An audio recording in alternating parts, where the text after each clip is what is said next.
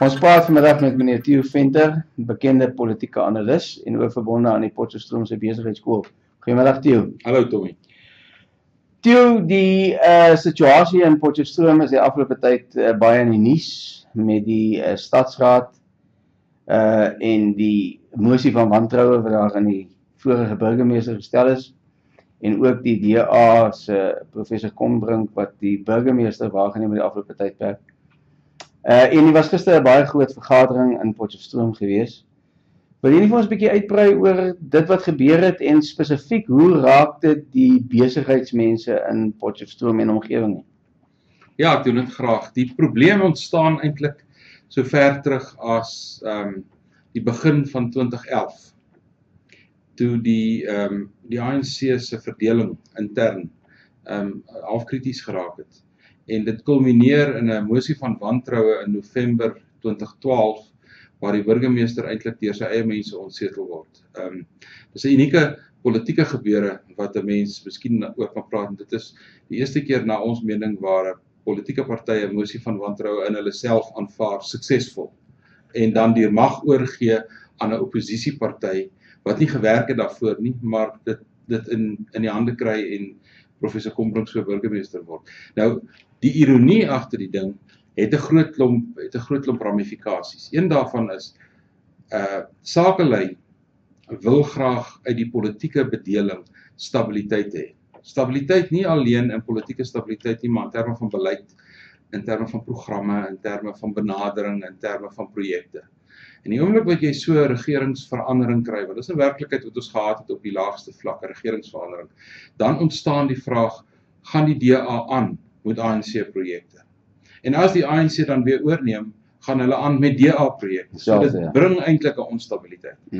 Wat ons nou gister gehad het, was dat die ANC dit nou reg gekry na 3 maande om die onderlinge verdeeldheid uitgesorteer te kry. En hulle dit maar met 'n swaar voorhamer gedoen. Hulle die wat sal ek hulle nou noem, die wegloperlede of die renegaatlede het hulle nou gekry om weer die ANC se leierskap te aanvaar en hulle het dat die mense eintlik goed teken dat hulle die ANC se beleid en die ANC se keuses nie weer sal ondermyn nie. En op die manier dink ek gaan hulle nie werklik aksie neem teen die ouens wat die ANC eintlik in 'n geweldige verleentheid geplaas het in November verlede jaar. Die verleentheid is groter as wat meeste mense dink, want dit is in dieselfde week wat die ANC nasionaal woer speel met die parlement oor 'n mosie van wantroue in die president oor Nkandla, die 205 miljoen. En hulle allerlei triks gebruik om uit 'n mosie van wantroue uit te kom. Nie dat die ANC dit sou verloor het in die parlement nie, maar die ANC, wanneer jy 'n mosie van wantroue debat voer, is dit oop. In die parlement bied aan jou privilegie.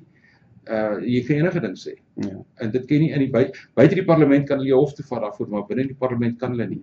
En dit het die ANC suksesvol omseil, maar in dieselfde week gaan die Klokwe stadsraad en die ANC-lede daaraan en hulle aanvaar wel 'n mosie van wantroue, iets wat die ANC in die parlement probeer ontwyk, doen hulle eie lede. So die verleentheid was baie groot.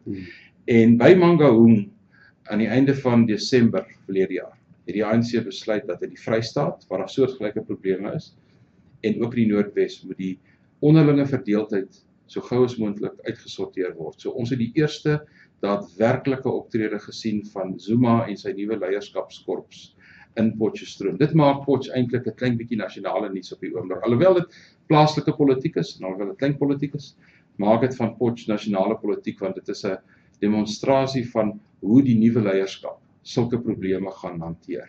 Toe net 'n laaste vraagie, is die verdeeldheid, soos wat jy dit sien, is dit uniek net in Potchefstroom, of is daar ander gedeeltes in Noordwes wat soortgelyke probleme het? Nee, dis nie uniek tot Potchefstroom nie. Noordwes sit van die vestigingsjare van hierdie provinsie, 20 jaar gelede, sit ons met 'n verdeeldheid onderling. En daai verdeeldheid, interessant genoeg, is nie verdeeldheid binne die ANC oor beleid nie. Al die ouens wat in die Noordwes aan die ANC behoort, ondersteun dieselfde beleid. Hulle ondersteun dieselfde ANC, hulle ondersteun dieselfde benaderings. Maar dis eintlik 'n magspel oor wie is in beheer. En die vraag sou wees, hoekom is beheer, politieke beheerding of politieke leierskap so belangrik in hierdie provinsie, ook in 'n paar ander provinsies? En ek dink dit gaan oor dieperliggende vraagstukke oor korrupsie, en oor tenders en oor ander voordele wat die politiek vir jou kan meebring of wat die persepsie bestaan dat die politiek vir jou kan meebring. En ek dink daar bestaan nog steeds die idee dat as jy in 'n leierskapsposisie sit, dan is dit makliker om hierdie voordele tot die beskikking van ander mense te stel. Die Engelse praat van die woordjie, of hulle gebruik die woord patronage, patronaatskap in Afrikaans. As jy die vermoë het om lakens te kan uitdeel, dan bly jy vir 'n baie lang tyd 'n leier. Baie dankie Theo, ons sien uit om weer binnekort met jou te gesels. Baie dankie. My plesier.